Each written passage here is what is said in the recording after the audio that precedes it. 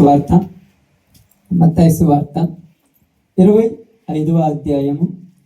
మత్తయి సువార్త 25వ అధ్యాయం. జాగ్రత్తగా దేవుని వాక్యాన్ని శ్రద్ధగా వినుడి కొరకు సిద్ధపడండి. దయచేసి ఎవరి కొడుక నిర్లక్ష్యం చేయకుండా జాగ్రత్తగా వినాలి. మత్తయి సువార్త 25వ అధ్యాయము 34వ వచనాన్ని జాగ్రత్తగా చదువుదాం. అప్పుడు రాజు తన కుడి వైపున ఉన్నవారిని చూచి, నా తండ్రి చేత ఆశీర్వదించబడిన వారలారా, రండి, లోకము పుట్టినది మొదలుకొని మీ కొరకు సిద్ధపరచబడిన రాజ్యమును స్వతంత్రించుకొనుడి. దేవుడి వాక్య భాగం మన మధ్యలో ఆశీర్వదించును గాక. ఆమేన్. పరిశుద్ధుడు, మహోన్నతుడు, మహిమ కలిగిన దేవ, ఈ మాటలు ఈ ప్రాంతంలో ఉన్నటువంటి ప్రజలకును, ఈ కుటుంబమునకును, కూడి వచ్చిన బిడ్డలకును, ఈ గ్రామమునకును ప్రభువ నీవి అర్థమవులాగా తెలియపరచమని యేసు నామం అడుగుతూ, నన్ను మరుగు చేసి నా ద్వారా నీ ఆత్మతో నువ్వు మాట్లాడమని యేసుక్రీస్తు వారి పరిశుద్ధమైన నామను అడుగుచున్నాము తండ్రి. ఆమేన్. మంచిది. కూడి వచ్చిన అందరికీ ప్రభునాములు, శుభాలు, వందనాలు. దైవజనుల కొరకు మాకు వందనాలు. ఇక్కడ చదవబడినటువంటి సందర్భం అనేది మీ అందరికీ చాలా ప్రాముఖ్యమైన సందర్భం. ఎందుకంటే మొన్న ఆదివారము సిస్టర్ ఈరోజు ప్రేయర్ పెట్టాలనుకున్నప్పుడు, ఓకే సంఘంలో ఉన్నటువంటి కుటుంబం కాబట్టి ఈరోజు ఒప్పుకున్నా. మామూలుగా అయితే ఈరోజు ఆల్రెడీ ప్రేయర్ జరగాలి సంఘంలో కాబట్టి, అన్నా లేట్ అయిపోతుంది రోజు రోజు కనగానే ఓకే నిర్ణయించుకున్నా. అప్పుడు నేను ఊహించుకున్న ప్రార్థన వేరే ఒకటి. నిజంగా అంటే చెప్పాలి కాబట్టి చెప్తున్నాను. తదుపరి నాకు ఇందాక వచ్చిన తర్వాత బ్రదర్ వీళ్ళందరూ చెప్పారు, ఇలాగా మా యొక్క తండ్రి గారికి మా తల్లి గారి యొక్క జ్ఞాపకార్థ నిమిత్తమై ఇక్కడ కుటుంబ ప్రార్థన ఏర్పాటు చేసుకోవాలని నిర్ణయించుకున్నామని చెప్పగానే నాకు ఆలోచన వచ్చి, ఓకే ఏదేమైనా మంచిది, చిత్తమైన దేవుని చిత్త ప్రకారం ప్రార్థన జరగటం మంచిదని ఆలోచించి దాని నిమిత్తమై కొద్ది మాటలు నేను చెప్తాను. ఎందుకంటే ఇప్పటికిప్పుడు చెప్పమన్నా కూడా ఏదేం చెప్పగల శక్తి దేవుడు నాకు ఇచ్చాడు. అందువలన బట్టి, లేకపోతే ప్రిపేర్ అయ్యి ఒక 4 రోజులు కూర్చొని రావాల్సిన అవసరం కూడా లేదు. నా గొప్పతనం కాదు, కానీ ఒక 15 సంవత్సరాలు బైబిల్ అంత బాగా చదివాను ఇంతకు ముందంతా. అందువల్ల దేవుడు ఇచ్చిన గొప్ప జ్ఞానం బట్టే, నాది కూడా కాదు మళ్ళా. కాబట్టి ఇక్కడ ఏమంటున్నాడంటే, ఒక తల్లి ఒక తండ్రి, బాగానే ఒక తల్లి ఒక తండ్రి తన గర్భంలో ఉన్నటువంటి బిడ్డ బయటికి రావటానికి ఆలోచిస్తున్న సమయం, అంటే ప్రెగ్నెన్సీగా ఉన్నటువంటి తల్లికి తన బిడ్డ గర్భంలో ఉంటుంది. ఆ బిడ్డ బయటికి రావాలని నిర్ణయించినప్పుడు, ఇప్పుడు ఉన్నటువంటి టెక్నాలజీని బట్టి స్కానింగ్లు ఉన్నాయి కదక్క, అబ్బాయి నిర్ణయించారు అనుకోండి, వెంటనే సాఫ్ట్వేరా లేకపోతే డాక్టరా ఏది చేయాలో ఒక మైండ్లోకి వచ్చేస్తుంది, ఖచ్చితంగా వస్తుంది. రాకుండా అంటే ఎవరికి ఉండదు. మీరు అనుకోండి, బాగా చెప్తున్నాను. ప్రతి తల్లిదండ్రులు కూర్చొని ఆలోచిస్తారు, ఈడు మనలాగా పొలం పని చేసుకోకూడదు, లేదా మనలాగా ఈ తాపి పని చేసుకోకూడదు, మనలాగా ఈ పనులు చేయకూడదు, వాడు మనకంటే గొప్పవాడిగా ఉండాలని ఎవరైనా ఆలోచిస్తారో లేదమ్మా. గర్భంలో ఉన్నప్పుడు అలా ఆలోచించినప్పుడు, వాడు పుట్టి పెరుగుతున్నప్పుడు వాడికి చెప్తాం, రే చిన్నప్పుడు నువ్వు డాక్టర్ అవుతావు అనుకున్నావురా, నువ్వు సాఫ్ట్వేర్ అవుతావు అనుకున్నావురా, నువ్వు ఇలా అవుతావు అనుకున్నామని నీ కోరికలన్నీ వాడి మీద రుద్దేస్తుంటావు. నీ కోరికలు ఉంటాయి కదా కొన్ని, అవన్నీ వాడి మీద రుద్దేస్తుంటావు. వాడు నీ కోరికల ప్రకారం ఒక్కదాని ప్రకారం నడుచుకోకపోతే వాడిని చూస్తే నీకు ఎంత కోపం వస్తుందంటే, వీడేమో మంచి ప్రయోజకుడు అవుతాడు అనుకున్నాను, వీడేంది తాకుపోతాడు, తిరుగుపోతాడు, పనికి మన్నాడు, వీడెందుకు కన్నాను, అసలు కట్టకపోతే బాగుండు కదా, ఇట్లా పుట్టకపోతే బాగుంది కదని ఎంతెంతో బాధపడుతుంటారు తల్లిదండ్రులు. ఎందుకంటే నీ ఇష్టాలు వాడిలో నెరవేర్చుకోవాలనుకోవటము అది నీ గుడ్డితనము. మొట్టమొదటి గుర్తుపెట్టుకోండి, నీ ఇష్టాలు నీ కోరికలు ఆ పిల్లవాడిలో నెరవేర్చుకోవటం అనుకోవటము అది నీ గుడ్డితనం. ఎందుకంటే వాడు భూమి మీదకి వచ్చిన తర్వాత వాడు ఎలా బ్రతకాడు అది నిర్ణయించవలసిన వాడివి నువ్వేమి కాదు. ఒక వయసు వైపే నిర్ణయిస్తాం, అంతే కదన్నా. ఒక వయసు ఒక 9 సంవత్సరాలు, లేదా ఇప్పుడైతే 9 కూడా కాదు, 6 సంవత్సరాలు కూడా లేదు, 3 సంవత్సరాల వరకు నువ్వు నిర్ణయించేది. ఇంకా కొంతమంది అంటున్నారు 2 సంవత్సరాలు ఎక్కువ అన్నా, ఎందుకంటే నాకు దేవుడు అదేం అవకాశం లేదు కాబట్టి, గొప్ప ధన్యుడు కాబట్టి. కొంతమంది చెప్తుంటారు నేను కలిసినప్పుడు, సంవత్సరం కూడా అలా కంట్రోల్ చేయలేకపోతున్నాం అన్నా. వాళ్ళ ఇష్టం కాదు, మన ఇష్టం కాదు, వాళ్ళ ఇష్టం వచ్చింది మనం చేయాలంటానంట. వాడు ఏది అడిగితే అది ఇవ్వాలంట. ఇవ్వకపోతే కోపడుతుందంట, ఇవ్వకపోతే ఏడుతుడంట, ఇవ్వకపోతే అలుగుతుడంట, ఇవ్వకపోతే ఏంది మీద పడి కురికేతనంట. ఇప్పుడు వీళ్ళేం చెప్పుకుంటున్నారు తెలుసా? తలకాయ నొప్పులు స్టార్ట్ అయ్యాయి చిన్నప్పుడే కదా, చిన్నప్పటి నుంచే స్టార్ట్ అయ్యాయి. పెద్దోడైన తర్వాత మారతారనే ఆలోచన ఎవరికి ఉండదు. అది 1% గుర్తులు పెట్టుకోండి. తరువాత మీకు చెప్పే ఒక విషయం ఏంటంటే, దేవుడు భూమి మీదకి మనుషులను పంపించిన తర్వాత ఆయన మనసులో ఒక ఆలోచన ఉందండి. బాగానే ఆయన మనసులో ఒక ఆలోచన ఉంది. ఆలోచన ఏంటంటే, మీరు వెళుతున్నారు కాబట్టి వెళ్ళి మరలా నా దగ్గరకు రమ్మని పిలుస్తాడు ఆయన. వెళ్ళి మరలా నా దగ్గరకు రండి. అందుకే కీర్తన గ్రంథము 90:3 రాయబడింది, నరులారా తిరిగి రండి, ఎక్కడి నుంచి నేను పంపించాను అక్కడికి మరలా తిరిగి రండి అని ఆయన పంపిస్తూ ఉన్నాడు. కాబట్టి నీ గర్భంలో పుట్టినటువంటి నీ బిడ్డ నీ కోరిక నెరవేరిస్తే నీకు ఎంత బాగుండదు చెప్పండి బ్రదర్. ఇప్పుడు మీరు ఉన్నారు కదా, ఇక్కడ ఇంట్లో ఉన్నారు కదా, 3 బ్రదర్స్ ఉన్నారు కదా, వాళ్ళకు కుమారులు ఉన్నారు కదా, వాళ్ళ కుమారులు కానీ వాళ్ళ కుమార్తెలు కానీ వాళ్ళు అనుకున్నట్టుగా నెరవేరిస్తే ఇంక ఎక్కడికి పోయినా వాళ్ళు ఎన్నికడిగారు అంతే. మా ఓడు నేను అనుకున్నది, నేను డాక్టర్ అనుకుంటే వాడు డాక్టర్లో కూడా హై లెవెల్లో డాక్టర్ అయిపోయాడు, ఇక నన్ను ఎవరైనా ఎదిరించాడు అంటాడు. అంతేనా కాదన్నా? అవునా కదా? నువ్వు ఒక సాఫ్ట్వేర్ అనుకుంటే వాడు సాఫ్ట్వేర్ లో కూడా హై లెవెల్ అయిపోయాడు, నాకు ఇబ్బంది ఏం లేదు, నేనేమో అక్కడ ఇక్కడ ఆ పని ఈ పని చేసుకొని బతకాలి, ఇక్కడ నుంచి వాడు అలా బతకాల్సిన అవసరం లేదు. వాడు కాలు మీద కాలు వేసుకొని కూర్చుంటే వాడు చుట్టూ 100 కార్లు తిరుగుతుంటాయి, వాడి చుట్టూ 100 మంది వాడి సంతకాల కోసం 1000 మంది క్యూ కడుతుంటారు. అబ్బా నాకు ఇంతతో చాలు అంటే, ఒక తండ్రికి తన బిడ్డ ప్రయోజకుడైనప్పుడు ఆనందము చెబితే తీరేది కాదు. మనం ఎంత వర్ణించాలనుకున్నా అది వర్ణాన్వితానికి తగినది కాదు, దానికి హై లెవెల్ ఉంటుంది అన్నమాట. అంతగా ఆ ఎక్స్పెక్టేషన్ ఉంటాయి. కానీ ఒక్కసారిగా నీ కోరిక తప్పిపోతున్నాడంటే నీకు ఎంత బాధ ఎంత చెప్పండి? బాధ ఎత్తదా లేదా? అవునా కదా? ఇప్పుడు ఉన్నారు అనుకోండి, తాపీ పని చేస్తాడు అనుకోండి, మేస్త్రి పని. వాళ్ళ కొడుకుని ఏం చేస్తాడు, ఈయన మేస్త్రి పని చేసి కొడుకును మాత్రం గవర్నమెంట్ స్కూల్లో చదివాడు, కాన్వెంట్లో చదివిస్తాడు. నెలకు 30 సంవత్సరానికి 50,000 కట్టిస్తాడు. ఎందుకంటే నాలాగా మా ఓడు ఎండలో కష్టపడకూడదు. ఎంత కోరుకోవడం తప్ప, లేకపోతే మంచిదే చెడ్డదన్నా? మంచిదే కదన్నా? నువ్వు ఎంత ఖర్చు పెట్టి కష్టపడి ఉదయం నుంచి సాయంకాలం దాకా ఎర్రటెండలు నీ కష్టము నీ పిల్లవాడికి కానరాకూడదని ఇంటికి వచ్చిన తర్వాత ఒక చిరునవ్వుతో నీ కష్టాన్ని మర్చిపోతాడు చూద్దాం. కానీ కష్టం లోపల ఉంటుంది. చాలా మంది ఉంటారంటే పిల్లలను చూడగానే ఆనందపోతాం, ఆ కష్టం అంతా మర్చిపోతామంటారు. అంత లేదు. నీ కష్టం ఎక్కడ నీ పిల్లలకు తెలిస్తే, మా తండ్రి నా కోసం రాత్రిపగలు ఎంత కష్టపడుతున్నాడని వాడు బాధపడతాడని, వాడిని పెట్టకూడదని ఈ ఇంటి గడప దగ్గరకు రాగానే బయట మాటలని మర్చిపోయి అమ్మయ్య ఈరోజు ప్రశాంతంగా ఉంది అని పిల్లోడితో సంతోషంగా ఆనందంగా ఉంటావు. ఎందుకంటే నీ పిల్లవాడికి నీ కష్టం తెలియనియకూడదు. నీ పిల్లవాడి దగ్గరికి వచ్చిన తర్వాత నువ్వు ఒక దిక్కు పోయినప్పుడు అక్కడ 100 మంది విఐపీల మధ్యలో కూర్చున్న ఇంట్లో నీ పిల్లోడి దగ్గరికి వచ్చినట్టే వాడిని ఏం చేస్తావు తెలుసా? నీ మీద ఎక్కించుకొని వాడిని ఏమంటావు, గుర్రాలు ఆట ఆడతావు, నా మీద ఎక్కురు అంటావు. రే నువ్వు ఎంత పెద్దోడివి, నీ కుమారుడు అంటే నా కొడుకు దగ్గర నేను ఎప్పుడు చిన్నవాడినే. ఎందుకు ఎంత తగ్గించుకుంటున్నాడు, ఎంత ఉన్నాడంటే తన కొడుకు ఏదో ఒక రోజు ఒక ప్రయోజకుడు కావాలని ప్రతి ఒక్కరికి ఉంటుందా ఆశ. కానీ ఆ ప్రయోజకులు డబ్బు సంపాదించే ప్రయోజనం కాదయ్యా. మీరు అంటున్నారు డబ్బు సంపాదించి కోట్లు సంపాదించి లోకంలో ఉన్నటువంటి సంపద సంపాదించే ప్రయోజకులు కాదు. వాళ్ళు అనుకున్న ఒక పొజిషన్, వాళ్ళు అనుకున్న ఒక లెవెల్, వాళ్ళు అనుకున్న ఒక స్థితిలోనికి వెళ్తే వాడు ప్రయోజకుడు. ఎలాగంటే మీకు అర్థం కావటానికి చెప్తాను. ఒక వ్యక్తికి ఒక 50 లక్షలు ఉన్నాయనుకోండి, లేదా 1 కోటి రూపాయలు ఉన్నాయనుకోండి. ఈ 1 కోటి రూపాయలు ఉన్నా కూడా బ్యాంక్కి లేకపోతే మేనేజర్ ముందు సార్ అని చేతులు కట్టుకోవచ్చు. అవునా కాదు చెప్పండి? అవునా కాదా? వాడు అన్నట్టు డబ్బుది ఏదేం చేయొచ్చు, కానీ ఈ టేబుల్ ఇటువల్లే నువ్వు టేబుల్ అవతల పోయి కుర్చీ మీద కూర్చోవాలంటే నీకు ఒక విలువ ఉండాలంటే అది ఒక రేంజ్ అనమాట. అదే డబ్బు లేకపోయినా ఆ కుర్చీలో మేనేజర్ కాడ కూర్చుంటే ఏమనుకుంటా, నా కొడుకు మేనేజర్ అని చెప్పుకుంటా, నా కొడుకు డబ్బులు నేను ఊరు చెప్పుకోరు, నా కొడుకు ఎంత ఆస్తుందని చెప్పుకోరు. ఒక లెవెల్, ఆ లెవెల్ కావాలని భూమి మీద ఉన్న తల్లిదండ్రులను మనమే ఆశపడి మన కష్టం మన పిల్లలకు కానరాకుండా సంతోషంతో ఇంట్లో ఉన్నట్టుగా దేవుడు మనల్ని ఒక లెవెల్లో ఉంచాలని చూశాడు. ప్రతి వారిని ఒక లెవెల్. ఆ లెవెల్ ఏంటంటే మీకు అర్థం కావటానికి చెప్తాను.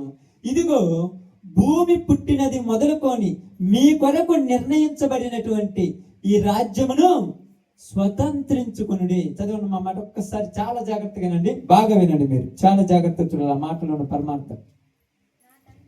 నా తండ్రి చేత ఆశీర్వదింపబడిన వారులారా రండి, లోకము పుట్టినది మొదలుకొని మీ కొరకు సిద్ధపడిన. ఎవరి కొరకు అది సిద్ధపరిచింది?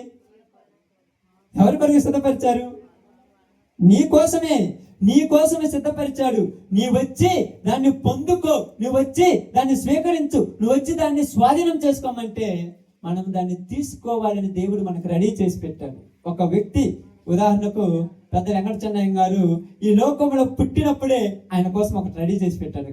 ఇక్కడికి వచ్చిన తర్వాత కొన్ని రోజులు అలా తిరిగాడు, ఎలా తిరిగాడు, కొద్దిగా అట్టా ఇట్ట. నిజంగా చెప్పాలంటే చాలా మందికి నచ్చాలి కొన్ని రోజులు ఆయన. మీరు అనుకోవచ్చు, అన్న ఎందుకు నచ్చలేదంటే, బాగా ఉన్నప్పుడు నచ్చేది వేరు, కొద్ది పొజిషన్ మారినప్పుడు నచ్చేది వేరు. అలా తిరిగాడు. తన తండ్రి తన కోసము సిద్ధం చేసిన తన స్థానానికి తనను తీసుకెళ్ళటానికి తను చివరి సమయంలో ఎంతైతే లోకంలో తిరిగాడో నాకైతే తెలియదు. నిజంగా చెప్తున్నాను, దేవునిలో మాత్రము నాతో సమానంగా తిరిగాడు. నేను చెప్తాను, దీనికి 100% గ్యారెంటీ చెప్తాను. నాతో సమానంగా, నిజంగా నాతో సమానంగా. ఏ రోజు కూడా నాకు ఫోన్ చేసేవాడు, అంత చెల్లి ఒకటి ఉంటుంది, పెద్ద సౌండ్ అవుతుంది. ఆ ఫోన్ చేసి, ఏం ప్రకాశము ఈరోజు ఎవరు పోదామంటాడు. యాడికన్నా అంటే పాడతాం లేదంటే ఉందన్నా అంటే ముందే వైట్ అండ్ వైట్ వేసుకుని వస్తాడు. చాలా మంది ఇంతకు ముందు తాగి పొరిలాడింది నేనా అనేటట్టు బతికాడు ఆయన చివరిలో. అది జీవితం అంటే. నేను చెప్తాను, ఛాలెంజ్ చేసి చెప్తున్నాను. ఎందుకు చెప్తున్నాను అంత ఛాలెంజ్ చేసి, చివరిలో బ్రతికిన బ్రతుకు మొదటిలో ఉన్న బ్రతుకుని ఏం చేస్తుందంట? ఆమేన్. అది మీకు అర్థం కావాలి. చివరిలో బ్రతికిన బ్రతుకు మొదటిలో ఉన్న బ్రతుకును కొట్టివేస్తుంది. ఇది ఎలా రుజువు అంటే, శిలువ మీద కుడి పక్కన ఉన్న దొంగ చివరి క్షణంలో ఏమయ్యాడు? మారు మనసు పొందాడు. నేను తప్పు చేశానన్నాడు, క్షమించి నేడే నువ్వు నాతో కూడా పరదేశులో ఉందువుగాక. ఇంతకు ఆయన చేసిన 2 మంచి పనులు చెప్తాను, ఎక్కువ చెప్పను. ఆయన గురించే చెప్పాలి ఈరోజు. మీకు వాక్యం ఏదేం చెప్పవచ్చు, గంటలు కూకబెట్టి చెప్తా, ఇబ్బంది ఏం లేదు. కానీ ఆయన చేసే 2 పనులు చెప్తాను. మొట్టమొదటిది బైబిల్ గ్రంథంలోని కాదు, ఆయన బైబిల్ గ్రంథంలో ఎప్పుడు పొంది అనుకుంటుంది, తప్పది. బైబిల్ గ్రంథంలో నుంచి నిర్గమకాండము, ఆయన చేసిన విషయాన్ని గురించి చెప్తాను నేను. నిర్గమకాండము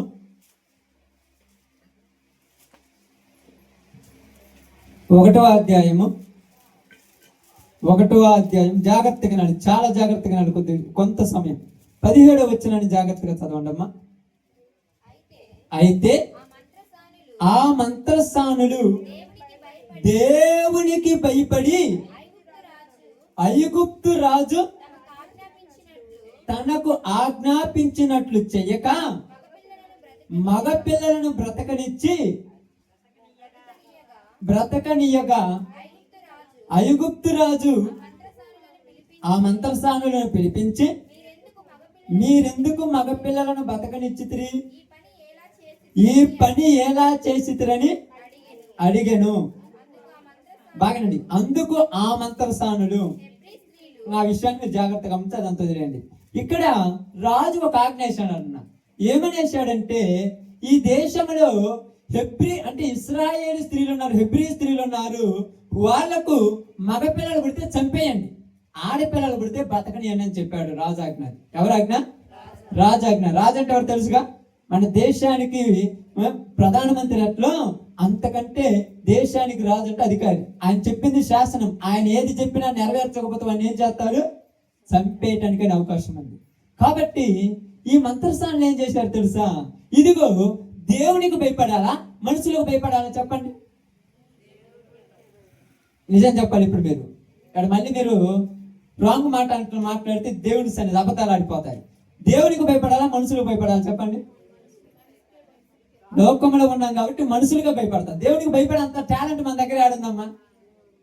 ఇంట్లో వాళ్ళు ఏం ప్రార్థన అంటే అనుకోని నిద్రపోతాం. దేవుడికి భయపడతాం మీరు, అంతే కదా? ఎవరన్నా ఒక 10,000 రూపాయలు చెక్ ఇస్తాను అర్జెంటుగా రమ్మంటే ప్రార్థన లేదు, ఆదివారం లేదు, సోమవారం లేదు, అన్నిటి పులి స్టాప్ పెట్టి ఉరుకుతాం 10,000 రూపాయలు వేయటానికి. వాడు కొద్ది కూకోమని కూకుంటాం. మనుషులకే భయపడతాం, దేవుడికి భయపడ. కానీ ఈ మంత్రస్థానంలో ఎవరికి భయపడ్డారు? దేవునికి భయపడిన. ఆమేన్. దేవునికి భయపడి ఏం చేశారంటే వాళ్లకు పుట్టిన బిడ్డలు మగపిల్లలైనప్పుడు వాళ్ళను బ్రతకనిచ్చారు. ఒక మనిషిని చంపటము చెడు, ఒక మనిషిని చంపటము మంచి, ఒక మనిషిని బతికించడము మంచిది. ఇప్పుడు ఇక్కడ ఏం చేశారు తెలుసా? వీళ్ళు మనుషులను బతికించారా చంపేశారా? బతికించారు. మరి రాజాజ్ఞ ఏంది? చంపేయమని. ఇప్పుడు రాజు ఎందుకు చంపమన్నాడు? మగపిల్లలు ఎక్కువైతే వాళ్ళ సంఖ్య పెరుగుద్ది, వాళ్ళ సంఖ్య పెరిగితే రేపు మన మీదకి యుద్ధానికి వస్తారు కాబట్టి వాళ్ళని చంపేయమని చెప్పారు. కానీ మంత్రస్వాములు దేవునికి భయపడి ఏం చేశారు తెలుసా? అయ్యా, నీవైతే మమ్మల్ని చంపేయగలవేమో కానీ దేవుడు తలుచుకుంటే నువ్వేం చేయలేవని వాళ్ళని బ్రతకనిచ్చారు. ఎందుకు ఈ మాట చెప్పానంటే వీళ్ళు చేసింది చిన్న మంచి పని, అంతనే చిన్న మంచి పని. తర్వాత మాట చదివితే చూడండి, అక్కడ తర్వాత మాట చదవండి అమ్మా త్వరగా.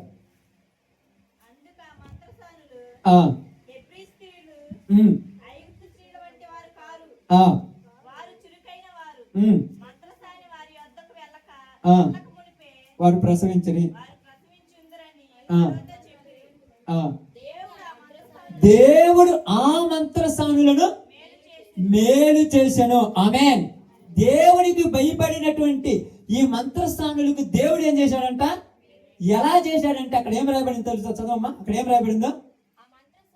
ఆ మంత్రస్వాములు దేవుడికి భయపడినందున ఆయన వారికి వంశ అభివృద్ధి, వాళ్ళ వంశంలో ఉన్నటువంటి పిల్లలకు మంచి కార్యాలు చేయడం ప్రారంభించాడు. వారి వంశాన్ని అభివృద్ధి చేస్తున్నారు. వాళ్ళ పిల్లల జీవితంలో గొప్ప మేలు చేస్తున్నారు. వారి పిల్లలు ఎక్కడికి వెళ్ళినా వృద్ధిలోకి వస్తున్నారు. కారణం ఏంటంటే వీళ్ళు దేవుడికి భయపడి చేయటం వల్ల వాళ్ళ పిల్లలను దేవుడు వృద్ధి పరిచాడు.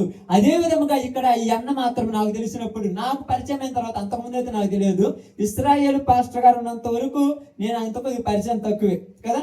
తర్వాత నేను ఇక్కడికి వచ్చిన తర్వాత ఆయనతో పరిచయం పెరిగింది. ఎప్పుడైతే ఆటో కొన్నానో అప్పుడు. తర్వాత ఏం జరిగిందంటే రోజులు, వారానికి 2 వారాలకు ఒక రోజు అయినా, ప్రతిరోజు వారానికి 3 రోజులు 4 రోజులు పరిచయకి వెళ్తాం. ప్రతిసారి వెళ్తుంటాం. ప్రతిరోజు వచ్చేవాడు. ఎక్కడికి వచ్చి నేను వచ్చి ఆయన ఏం చేస్తాడు తెలుసు? మొట్టమొదటి మాట, నిజంగా నా పక్కనే కూర్చొని అంటాడా, అయ్యా డీజిల్ ఉందా అంటాడు. దిగులు లేదన్న దేవుడు దేవాళ్ళు అంటాను. అమ్మటే నైట్ పరిచర్య జరుపుకొని వచ్చేస్తామా, ఇంటికి రాకుండా ఉదయాన్నే ఫోన్ చేస్తా తెలుసా, అయ్యా నువ్వు అన్నం తినాలి అయ్యాడంట.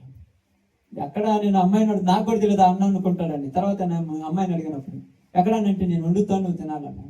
కనీసము 2 సంవత్సరాలు నేను 2.5 సంవత్సరం తిరిగితే ఒక రోజు మాత్రం బలవంతంగా ఆయన చేతులతో నాకు పెట్టాడన్న. నేను మర్చిపోలేదు. ఇప్పుడు కూడా మొన్న కూడా సిస్టర్కి చెప్తున్నాను, అమ్మ నాకు తెలిసి స్త్రీలు కూడా అంత బాగుండరు అనుకుంటాను. అంత బాగా ఎందుకని నేను అన్నాను, ఎందుకన్నా ఇలాగ వండి ఇంత పెడతానంటే దేవుని సేవకుడికి పెడితే దేవునికే పెట్టినట్టు. ఆమేన్. ఒకటే మాట అన్నాడు, నా పిల్లలు ఎప్పుడు కొడక అనాథలుగా లోకంలో తిరగకూడదయ్యా, దేవుని సన్నిధిలో ఉండాలి. నేను తిరిగి తిరిగి తిరిగి చివరికి నేను ఏమయ్యాను తెలుసా? నా దేవుని ఎరిగిన తర్వాత ఈరోజు నేను దేవుళ్ళో ఉన్నాను. అప్పుడప్పుడు అనేవాడు, ఈ పిల్లలు కూడా కొంతమంది ఆదివారం ప్రార్థనకు రాలేవాళ్ళు, రావాలయ్యా అలా. ఇప్పుడు మనం చెప్పే రేంజ్లో లేరన్న వాళ్ళు ఎదిగిపోయారంటే ఎంత ఎదిగారయ్యా? నా కడుపున పుట్టిన వాళ్ళే కదా, నాకంటే వాళ్ళు ఎక్కువ చేశారు. వాళ్ళు ఏం చెప్పాను అన్న, నేను ఎట్టాను ఒకసారి అడుగు, నీకైతే తెలియదు కానీ నేను ఎట్ట తిరిగాను, ఎట్ట చేశాను, ఎంత తాగాను. అట్టాటి నేను ఎందుకు వచ్చానంటే నా జీవితం చివరి దినాల్లోకి వచ్చున్నది. ఎప్పుడు పోతాను ఎప్పుడు ఉంటానో తెలియని వయసు. ఇక్కడ కనులు మూసిన తర్వాత దేవుడు నా కొరకు సిద్ధం చేసిన ఒక పట్టణం ఉంది. దేవుడు నా కొరకు రెడీ చేసిన ఒక పట్టణం ఉంది. ఆ పట్టణానికి వెళ్ళాలంటే ఇక్కడ మంచి పనులు చేయాలని ఆయన చేసిన మంచి పనులు ఏంటంటే, మొట్టమొదటిది దేవుని సేవకులని వాళ్ళు ఒక మనకు ఉంటాయి కదా కొన్ని తెగలు, కొన్ని మినిస్ట్రీలు, ఇంకా పచ్చిగా చెప్పాలంటే కొన్ని కులాలు ఉంటాయి కదా. వీటితో సంబంధం లేకుండా సేవకుడు అంటే ప్రేమించాడు. నా జీవితంలో నేను చూశాను, సేవకుడు అంటే ప్రేమించాడు. ఎంత ప్రేమించాడంటే ఆ ప్రేమ నేను వర్ణానిత నాకు కూడా అందించలేదు, అంతగా ప్రేమించాడు. ఆయన ఇల్లు ఆడ ఉంటది కదా, అక్కడ అక్కలు ఇంటికి అడుగుకుంటాడు కదా.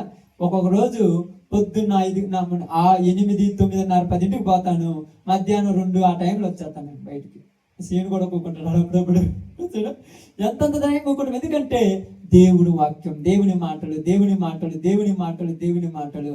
ఇక్కడ అధికారి అని ఎందుకు చదివించానంటే కొంతమంది అధికారులు కూడా ఆయనను లోపరుచుకోవాలని చూస్తే దేవుడి తర్వాతే ఎవరైనా చెప్పాడు. ఆయన ఎక్కువ కొంతమంది నాయకులతో తిరుగుతారు, మీకు తెలుసు. ప్రార్థన అనగానే వాళ్ళకి చెప్తాడు, ఈ రోజు నేను ప్రార్థన పోతున్నాను రారంటాడు. వాళ్ళు అంటారు రోజుకో ప్రార్థన కొని ఉంటే నీకు తెలియదే, నువ్వు కూడా ఏదో ఒక రోజు వస్తావు. కానీ ఖచ్చితంగా వాళ్ళకి ఫోన్ చేసి చెప్పేసి నేను ప్రార్థన పోతాను వచ్చింది. ఎందుకు చెప్తున్నానంటే మంత్రసానులు దేవుడికి భయపడి దేవుని బిడ్డలకు మేలు చేశాడు. దేవుని బిడ్డలకు మేలు చేశాడు. దేవుడు ఆ మంత్రసానుల వంశాన్ని అభివృద్ధి చేశాను. ఈ రోజు మనం దేవునికి భయపడి దేవుని చిత్తాన్ని నెరవేరిస్తే మన వంశం అభివృద్ధి చెందుద్ది. అది గుర్తుపెట్టుకోవాలి. మొదట మనం అనుకుంటాం మేము చేస్తున్నాం కదా అనుకుంటాం, మనది ఎంతవరకు అంటే ఒక రేంజే, లిమిట్స్ దాటేదేమి లేదు. ఎలా ఉండదంటే ప్రతి దానిలో మనం దేవుని కొరకు చేయాలనుకుంటాం, కానీ తప్పది. మనము మంచి చేయాలని గుర్తుపెట్టుకోండి. మీరు అందరూ యేసు ప్రభు దగ్గరికి వచ్చిన వాళ్ళు, ప్రార్థనకు వచ్చిన వాళ్ళని చూసుకోవాలి, ప్రార్థనకు వచ్చిన వాళ్ళతో ఇది అనేది నాకు అసలు నా మైండ్లో, ప్రార్థన అనేది నా మైండ్లో అసలు ఎక్కువ పట్టించుకోండి. నేను ప్రార్థనకు వచ్చిన ప్రేయర్ అని నేను ఎవరిని పట్టించుకుంటా అంటే మనుషులు, అందరూ మనుషులు, అందరి జీవితాలు ఫలభరితముగా ఉన్నాయి. కొంతమంది బాధలు ఉన్నారు, ఇబ్బందులు ఉన్నారు, సమస్యలు ఉన్నారు. వాళ్ళ దగ్గరికి వెళ్ళి కొంతమందికి మేము ఆయన నన్ను తీసుకెళ్ళి కొంతమందికి దానం చేసి వచ్చాడు. ఎంత అంతని కాదు, పదులు కానీ మార్కపురం నన్ను తీసుకెళ్తాడు. నాతో తిరిగాడు కాబట్టి నా పని మీద నేను చెబుతున్నాను. కొంతమందికి ఆయన దగ్గర అంత సొమ్ము ఉంటుందేమో, తీసుకుపోయి వాళ్ళకి ఇచ్చేస్తాడు. అన్న ఏందనంటే ఏం లేదయ్యా, వాళ్ళు ఎంతమంది ఎట్టున్నారు తెలుసా, ఏదో ఒకటి మన చేతనైంది చేయాలి, పుట్టినందుకు కొంత నలుగురికైనా మంచి చేయాలి. నేను తాగేటప్పుడు ఇన్ని తగలబెట్టాను అని చెప్పి, నాకు ఇన్ని డబ్బులు నేను తగలబెట్టాను తాగేటప్పుడు, ఇప్పుడు మంచి కోసం చేస్తున్నాను. ఈరోజు మీకు నేను చెప్తున్నాను, వాళ్ళ బిడ్డలైనటువంటి మీ అందరికీ దేవునికి భయపడండి. అప్పులని, కష్టాలని, బాధలని, ఇంట్లో సమస్యలని వాళ్ళు పిలుస్తున్నారు, ఈ పనులు ఆ పనులు, వాళ్ళు వీళ్ళని చెప్తే వీళ్ళందరూ ఒక రేంజ్ వరకే. సమస్తమని ఇచ్చేవాడు దేవుడు. దేవుడికి భయపడితే దేవుడు మిమ్మల్ని వృద్ధిలోనికి తీసుకొస్తాడు. అది ఊహించిన దానికంటే, అనుకున్న దానికంటే అత్యధికమైన మేలు. అది ఎవరి వల్ల అది చేయటము. అందుకే నేను చాలాసార్లు మన సంఘం వాళ్ళందరికీ ఏం చెప్తా చెప్పండి, ముందు మనది కాదు, ఎవరైనా నీ దగ్గరికి వస్తే లేదనకుండా నీ చేతనైతే చేయమని చెప్తాను ప్రతి ఒక్కరికి. ఎలా చెప్తావన్నంటే అది మనం ఏమంటున్నాడు, ఇదిగో కుడివైపున ఉన్న వారిని చూసి నా తండ్రి చేత ఆశీర్వదింపబడిన వారులారా, లోకము పుట్టినది మొదలుకొని మీ కొరకు సిద్ధపరిచినటువంటి ఈ రాజ్యంలోనికి రండి. ఎందుకంటే నేను ఆకలైనప్పుడు మీరు అన్నం పెట్టారు, నేను వస్త్రహీనుడైనప్పుడు మీరు నాకు వస్త్రాలు ఇచ్చారు, నేను దిగంబరిగా ఉన్నప్పుడు నాకు వస్త్రాలు ఇచ్చారు, నేను చలితో ఉన్నప్పుడు నన్ను ఆదుకున్నారని చెప్పి ఆయన ఎందుకు చెప్పినప్పుడు వీళ్ళందరూ అన్నాడు, నువ్వు ఇప్పుడు ఇచ్చావయ్యా. ఈరోజు యేసు ప్రభుత్వం అందరూ ఏరాయి మీరు చెప్పండి. యేసు ప్రభు మీ ఇంటికాడికి వస్తే ఏమంటారు తెలుసా, యేసు ప్రభు రాయ లోపల బెడ్రూమ్ లో డబల్ కాడు మంచంలో నేను కింద పడుకుని నువ్వు పైనకు వచ్చా, పొద్దుగుకు నీకు కాళ్ళు ఎత్తుతానే అంటాం.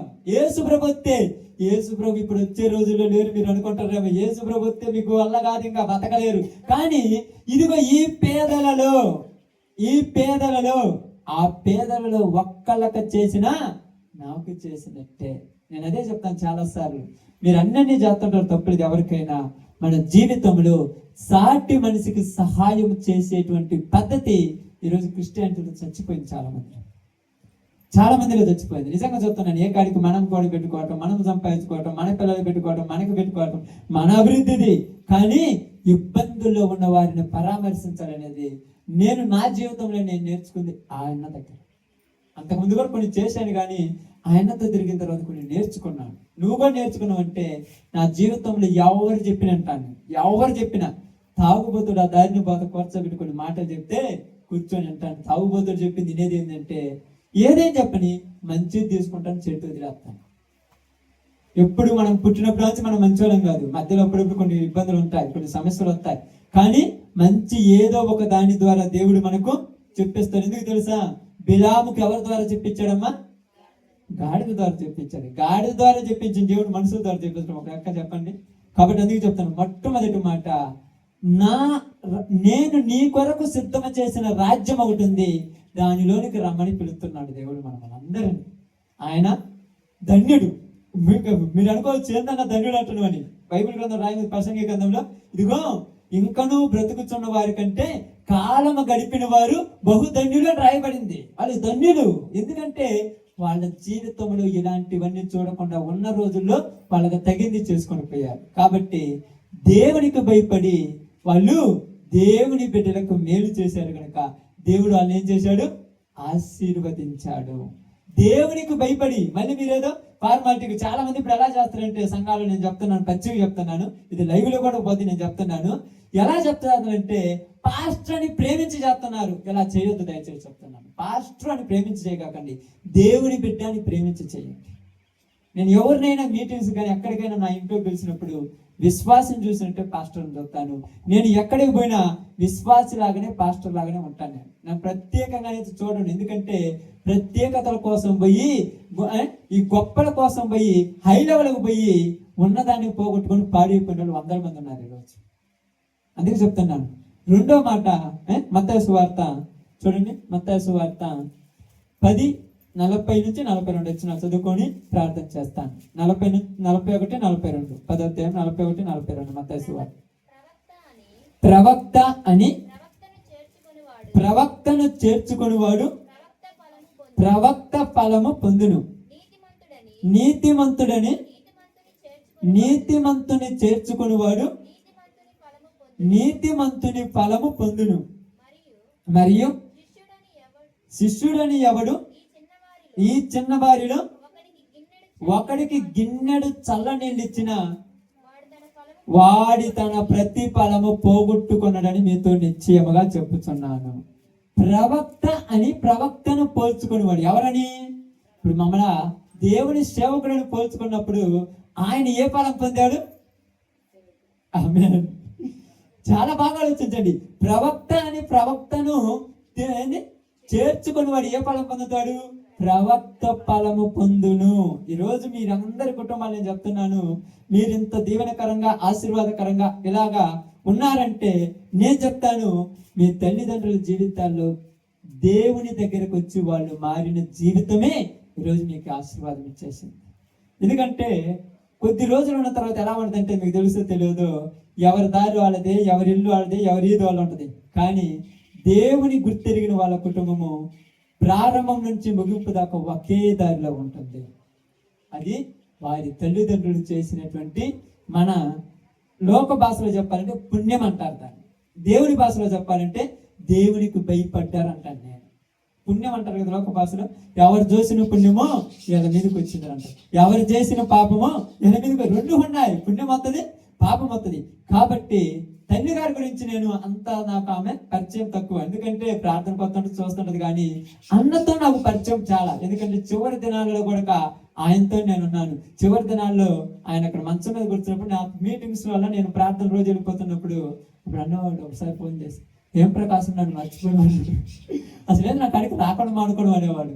నాకు కొద్దిగా ప్రార్థన వాళ్ళు అటు ఇటు పోలేకపోయాను, నన్ను ఏమనుకోవద్దానంటే, కాదయ్యా కనీసం ఒక్కసారి నుంచి పోవాలిగా నువ్వు అడిగాను. నన్ను మొక్క మాటం లేకుండా పబ్లిక్ ఏమంటారు తెలుసా, ఎట్ట పెడతాడో అదే విధంగా చొక్కా పట్టుకొని అడుగుతాడు. దేవుని సేవకులనైనా ప్రేమిస్తాను కాదనట్లేదు. ఆ ప్రేమలు ఏమంటది? ప్రేమలు ఏమంటది చెప్పండి? స్వతంత్రం. మా అనే స్వతంత్రం ఉండదు. ప్రేమించిన వాళ్ళకు, నటించే వాళ్ళకు స్వతంత్రం ఉండదు. అక్కడ కూర్చోబెడతారు, నేను అక్కడ కూర్చుంటాను, వాడు నేను ఉంటాను. కానీ నిజమైన ప్రేమలు ఏమంటది? స్వతంత్రం. మీరు మా గురించి ప్రార్థన చేయాలి, మేము మీకు సహాయం చేయాలి. అన్నిసార్లు సంఘంలో వాళ్ళతో చెప్తారు తెలుసా. ఇక మాలకొండ నేను వచ్చి అదే ఊరు వినుకొండ అవతల అన్న అంత దూరం రాత్రి సల్లో నాకు వాళ్ళిద్దరితో ఆడదాకా తీసుకుపోయినారు నన్ను. నిజంగా చెప్తాను, ఏ విషయంలో కూడా. ఎందుకు చెప్తానంటే ఈరోజు మీరు కుమారులైనటువంటి మీరు ఎక్కడైనా ప్రార్థన పోతుంటే మంచిదే, తప్పని అనట్లేదు. కానీ వాళ్ళు అంత చేసి అంత వృద్ధాప్యంలోకి వెళ్ళి అంత వయసు వెళ్ళిన తర్వాత చివరి దినాల్లో ప్రార్థనలు ఎంత బాగున్నారో నాకు తెలుసు, మీకు తెలుసుకోద్ది. గొప్ప మధ్యలో కొద్దిగా డిస్టర్బ్ అయిన తర్వాత మరలా కంట్రోల్ తెచ్చుకున్నాడు, మరలా ప్రార్థన ఉన్నాడు. చివరి దాకా కూడా ప్రార్థన చేసుకుని నీళ్ళు తాగేవాడు, ప్రార్థన చేసుకుని మందులు వేసుకునేవాడు, ప్రార్థన చేసుకుని అన్నం తినేవాడు. ప్రార్థనతోనే, ప్రతిదీ ప్రార్థనతోనే. మీకు నేనేం చెప్తున్నానంటే, మనం దేవుని బిడ్డలం, దేవుని వారసత్వంలో నుంచి వచ్చిన వారు. వాళ్ళు ఆయన గురించి నేను ఒక డ్యాన్స్ చెప్తాను. అంటే కరెక్ట్ గా చెప్పాలంటే ఆయన చేసిన ఫలముల వల్ల ఆయనకు సిద్ధపరిచిన రాజ్యానికి వెళ్ళి ఉంటాడు. నిజం. ఎందుకంటే ఫస్ట్ లో ఎలా ఉన్నాడు నాకు తెలియదు, నాకు అసలు అంతకుముందు ఆయన తెలియదు. నేను చదువుకునే వయసులో నాకు తెలియదు ఆయన. నేను పాస్టర్గా వచ్చిన తర్వాత కొత్తగా బెమ్మాయి కొద్దిగా పరిచయం, అలా సీనన్న కొద్దిగా పరిచయం, అంతే. వాళ్ళు కూడా నాకు, నేను మీకు పెద్ద తెలియదు కదా. ఆ ఇస్రాయల్ పాస్టర్ బాగా పరిచయం మీకు, నాకంటే తెలుసు కదా. నేను జాన్ అన్న పరిచయం, అన్నమయ్య బాగా పరిచయము. నేను మీకు తెలియదు, నాకు కొద్దిగా పరిచయం శివాన్ని, ఎందుకంటే ఇక్కడ ఉంటాడు కాబట్టి లోకల్లో అప్పుడప్పుడు పరిచయం అలా మాట్లాడుతుంటాను. కానీ నేనేం చెప్తున్నానంటే, దేవుని వారసు అంటే దేవుని ఏర్పరచుకున్న కుటుంబము, దేవుడి పేరు పెట్టుకున్న కుటుంబంలో మీరు చిన్న చిన్న లోటుపాట్లు ఉంటే తీసేసుకోండి. నేను ముక్కుసూటికి చెప్తున్నాను. తర్వాత మీరు నన్ను మీసారి ప్రార్థన పిలిచిన పిలవప్పుడు నాకు అవసరం లేదు, నేను రోజు ఏదో ఒకటి పోతా. మీరు లోపాలు ఉన్నాయి, అవి ఉంటే మీ తండ్రి అయిన దేవుడు అన్నట్టు కాదు, ఆయన పరలోకం వెళ్ళిపోయాడు, ఆయన హ్యాపీగా ఉంటారు. అదే పరదేశులు ఆయన రాజ్యంలో వెళ్ళిపోయాడు, ఆయనకు పెద్ద పరుచుకోవడానికి మన గురించి. కానీ తండ్రి అయిన దేవుడు, ఇదిగో నేను మిమ్మల్ని ఎలా చూడాలనుకున్నాను, మీరు ఎలా చూస్తున్నారు, మీరు ఎలా బ్రతుకుతున్నారంటే మనం ఏమనుకుంటాం తెలుసా, ఇవన్నీ లోకంలో ఉండాలి కదా అనుకుంటాం. ఏంటో ప్రయోజనం చెప్పండి. నేను ఉన్నాను, ఉదాహరణ చెప్తున్నాను, ప్రార్థనకి వెళ్తున్నాను, రోజు ప్రార్థనకి వెళ్తుంటాను, ఉపవాసం ఉండి ప్రార్థన చేస్తుంటాను, ఆ కనపడిన వాళ్ళకి దాన ధర్మాలు చేస్తుంటాను, అన్ని చేస్తున్నాను. కానీ క్యారెక్టర్ బాగలేకపోతే విలువ ఉంటుందా? మొట్టమొదటిది, దేవునికి భయపడితే పాపం చూసి పారిపోతాడు ఎవరైనా. దేవునికి భయపడకపోతే పాపాన్ని తీసుకొచ్చుకొని ఇంట్లో మీద దాచిపెట్టుకుంటాడు ఎవడైనా. నేనైనంతే భయపడాలి దేవునికి. ఆ దేవునికి భయపడ్డ శుభ్రాపోయి అనేటువంటి మంత్రస్వాములు అన్నారు, మమ్మల ఆత్మను దేహమును నరకంలో వేయవాడికి భయపడతాం మేము, ఆత్మను శరీరాన్ని మాత్రం చంపేవానికి భయపడం. కాబట్టి ఈరోజు నేను మీ అందరితో, కుటుంబానికి, ప్రతి ఒక్కరితో చెప్తున్న ఒక మాట ఏంటంటే, ఆయన చివరి జీవితాల్లో చాలా బాగా జీవించారు. దానికి 100% గ్యారంటీ. నాకు మీరు అక్కడికి వెళ్ళేసి ఎన్ని కొడక ఈ నన్నా పేట వల్ల ఏం ప్రయోజనం లేదు. నా దృష్టిలో నేను చెప్తాను, ఒక దేవుడి సేవకుడిగా, సంఘంలో జాతర కూడా చెప్పాలి, అవన్నీ ఏం లేవు. ఆయన కోరిక నెరవేరాలంటే, ఆయన చూడాలనుకున్న పిల్లలుగా మీరు ఎలా బతికితే అది ఆయన కోరిక నెరవేరినట్టు నా దృష్టిలో. కావాలంటే చికెన్, మటన్, కావాలంటే ఇంకా ఏది ఉంటాయి మొత్తం తీసుకొచ్చి అన్ని అక్కడ పెట్టేసి ఆ యొక్క సమాధి దగ్గర కావాల్సినన్ని తీసుకెళ్ళేసి ఎన్నెన్ని పూలదండలు వేసినా ఆయన ఏ పడిచిపోయారు. పొద్దున మీరు పోయి చూస్తే నాకు కొలకొక్కలు ఏమిటి ఉంటాయి అయిపోతుంది. కానీ నేను ఎలా చివరి దినాల్లో బతికానో, నా కుమారులు, నా కోడళ్ళు, నా కూతుర్లు, నా అల్లుడు, నా మనవళ్ళు, మనవరాళ్ళు అలాగా ఎల్లప్పుడూ నా దేవుని సన్నిధిలో ఉంటే అది నా జీవితంలో నా ధ్యేయమని ఆయన కోరిక. ఆ కోరిక నెరవేర్చకపోతే ఎన్ని కోట్లు సంపాదించి వేస్టే నా దృష్టిలో. అది నేను చెప్పాలనుకుంది. కాబట్టి క్రియల ఫలము ఎక్కడికి పోదు. ఆయన మీరు మీ చేత్తో గ్లాసులు చల్లనీళ్ళు దేవుని బిడ్డని ప్రేమించితే ఆ ఫలం ఎక్కడికి పోదు. ఆయన మమ్మల్ని దేవుని సేవకులు అని ప్రేమించాడు. ఇప్పుడు పాలరాజు ఉన్నాడు, అబ్బాయి దగ్గర కూడా వెళ్ళాడు, ప్రతి సేవకుడి దగ్గరికి వెళ్ళాడు, ఎవరికి ఏం చేశాడు మొత్తం నాకు చెబుతాడు. ఎందుకన్నా నాకు చెబుతున్నట్టు సంఘ పాస్టర్ అని చెప్పాలంట, నాకు చెప్పకుండా ఏం చేయడు. మళ్ళా ప్రతిదీ ఎక్కడికి వెళ్ళినా, ఎవరైనా కనీసం ఎక్కడికి వెళ్ళి ఊరికైనా ఏదైనా ఇచ్చొచ్చినా కూడా మళ్ళీ నాకు ఫోన్ చేసి ఇక్కడికి వచ్చి ఇచ్చానంటే నేను అంటాను, అన్న ఎంత సంతోషం. కాకోసారి నీకు ఇంట్లో లేకపోయినా కూడా అంటే దేవుడికి ఇస్తే మరుసటి రోజు దేవుడే పంపిస్తాడు. దేవుడి పైనుంచి అక్కడ పంపిస్తాడని అంటే అది నా నమ్మకం అంట నిజం. కాబట్టి చివరి దినాలు ప్రతిదీ ఆయన 4 సంవత్సరాలు, నాకు తెలిసి 3 సంవత్సరాల పర్యాయంలో నాకు తెలిసి నేను ఆటో తీసుకున్న తర్వాత నేను పరిచర్య తిరిగిందంటూ ఆ పక్క ఈ పక్క అన్నని ఎప్పుడు గుర్తుపెట్టుకుంటాను. ఈరోజు అనుకుంటాను, చాలాసార్లు చెప్తాను, ఆ చర్చిలో బలిపీఠం ఉంది కదన్నా, చూసారు మీరు ఎప్పుడన్నా చూసారు కదా. ఆ బలిపీఠం తీసుకుపోయి నన్ను దర్శనం, నేను వెలుగువారి పొలం పరిచర్య చేస్తాను తీసుకుపోయి దగ్గర కూర్చొని ముందే డబ్బులు ఇచ్చి ఆయనకు మళ్ళా చెప్పి అన్నాడు, అన్న ఎందుకన్నా డబ్బులు ఇచ్చామంటే మనం దేవుడి పేరిట ఇచ్చా, వాడు మోసం చేస్తే దేవుడే చూసుకుంటాడు అన్న.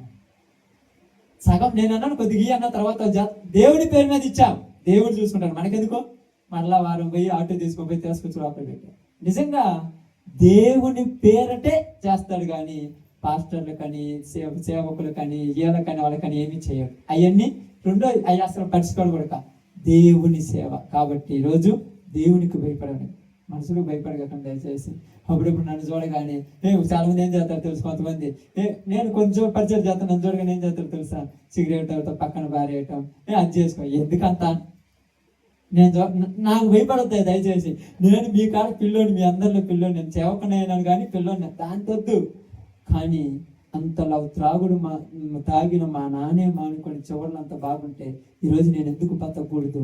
అంతలో జీవితంలో ఉన్నటువంటి పౌలే అంతగా హింసకుడు దోషకుడు హానికరుడైన ఆయనే మానుకున్నప్పుడు మేము ఎందుకు మానుకోకూడదు? నేను చంపేస్తే చెప్పండి, చంపేస్తే నేను ఉద్యోగం మానుకున్నాను నా దేవుడి కోసం, అంత చదువు చదివాను మొత్తం మానుకున్నాను. ఎందుకంటే నేను మానుకోవాలని దేవుడు ఏం చెప్పలేదు, నా జీవితం కావాలని అనుకున్నాను. కానీ ఈరోజు మీరు తలుసుకుంటే చేయగలరు, కానీ మీరు తలుసుకోరు. అది ఇంపార్టెంట్ కాదు కదా, దానికి లేదు కదా కదా. దేవునికి భయపడండి, దేవుడు మాట్లాడండి. దేవుడు మీ కుటుంబాలను మరలా మీదటికి సంవత్సరానికి దేవుడు మీకు ఆయుష్ ఇచ్చి మరలా నాకు ఆయుష్ ఇచ్చి మరలా ఇలా మనం కలిస్తే ఈ రోజు నుంచి మీ తండ్రి గారు భూమి మీద ఉన్నటువంటి శరీర తండ్రి గారు చివరి దినాల్లో చేసింది, ఫస్ట్ వేసిన వద్దాయి కొట్టేసిన మొత్తం చివరి దినాల్లో చేసినట్టుగా మీరు ఆదివారం ప్రార్థన పోతూ, శనివారం ఎక్కడ విజ్ఞాపనం పోతూ, మీకు చేతనైనటువంటి పరిచర్య చేసుకుంటూ ముందుకెళ్ళి మీ పనులు మీరు చేసుకోండి. మీదటికి సంవత్సరానికి దేవుడు మీ కుటుంబంలో మిమ్మల్ని ఇంకా వర్ధిల్లించకపోతే అప్పుడు వచ్చి నన్ను చొక్కా పట్టుకుని అడగండి. నేను చెప్తాను, నన్నే అడగండి చొక్కా పట్టుకుని, నేను పాస్టర్ ఎట్లా చేసినారని. కాబట్టి ఆయన చేసింది నా పరిచర్యకు సగం సపోర్ట్ అయింది నాకు. నా పరిచర్య అంటే నేను కొన్ని నేర్చుకున్నాను. ఆయన అప్పుడప్పుడు నేను రాత్రి 6 ప్రేయర్ పోయి వస్తాను, వచ్చిన తర్వాత పడుకున్నాక ఫోన్ చేస్తాడు, శ్రీనుకు ఫోన్ చేస్తాడు, ఏన్సేను నువ్వేంద్ర పరపిల్లోడు ఇంకా రాకపోతే అట్లా అంటాడు. చాలాసార్లు అన్నాడు, ఇవి నువ్వు బడికొచ్చాడు కాదు ప్రార్థనకు రాడు అంటుంటాను. నేను అంటున్నాను నా ఊరి ప్రాబ్లమ్స్ అవ్వకంటే నేను చూడు ముసలోని నీ వయసులో ఎట్ట వస్తున్నాను ఆటో పట్టుకుని 7 గంటలకి రావచ్చు, ఏం చేయాలి గడుండి ఒకళ్ళంతా పని చేసుకుని 8 అంతా రమ్మని చెప్తారు. కాబట్టి మీ అందరికి చెప్తున్నాను ఒకే మాట, దేవునికి భయపడండి. మీ అందరికి మీ తమ్ముడిగా, ఆత్మీయ తండ్రిగా, ఒక దేవుని సేవకుడిగా మిమ్మల్ని దండం పెట్టి చెప్తున్నాను, దేవునికి భయపడండి, లోక సంబంధమైన వదిలిపెట్టండి. మీరు వర్ధిల్లినప్పుడు పరలోకంలో ఉన్న మీ తండ్రి, శరీర సంబంధమైన తండ్రి పరదేశంలో ఉన్నాడు. రేపు మీరు అడిగిపోతే నా కుటుంబం అంతా నా దగ్గరకు వచ్చారని ఆశపడతాడు. అలాంటి ఆశ కలిగిన ప్రాణాలను దేవుడు ఏం చేస్తాడు? తృప్తిపరుస్తాడు. కాబట్టి దేవుడు ఏమన్నాడు తెలుసా? ఆయన బిడ్డలు మరలా అక్కడికి రావాలనుకున్నాడు. అక్కడికి పోవాలంటే ఇలా జీవించాలి భూమి మీద. ఇంక ఏదో జీవిస్తే అనవసరం, ఏం చేసిన అనవసరం. ఆయనకు నచ్చినట్టు జీవించి ఆయన ఇష్టానుపరంగా ఉంటే పోయాలని ఎలా దేవుడు అభివృద్ధి పరిచాడు, అలాగే వీరి కుటుంబాలను, ఇక్కడికి వచ్చిన మనందరి కుటుంబాలను దేవుడు అభివృద్ధి పరిచి వృద్ధిపరచును గాక. ఆమేన్. మంచిది, అందరి తల వచ్చితే ప్రార్థన చేసుకుందాం. ఓకే, మీ సమయానికే క్లోజ్ చేశాను. ఓకే, అందరూ ప్రార్థనలోకి పోతాం.